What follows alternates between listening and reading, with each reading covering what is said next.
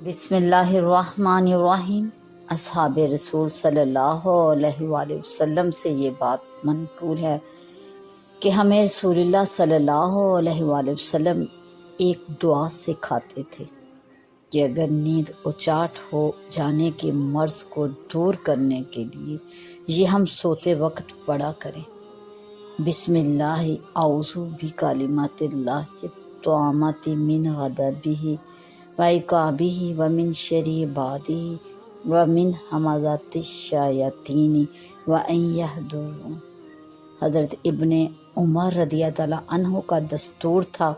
کہ اپنی اولاد میں سے جو بچے ہوشیار ہوتے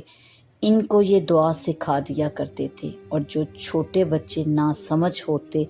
یاد نہ کر سکتے، ان کے گلے میں اس دعا کو لکھ کر لٹکا دیتے۔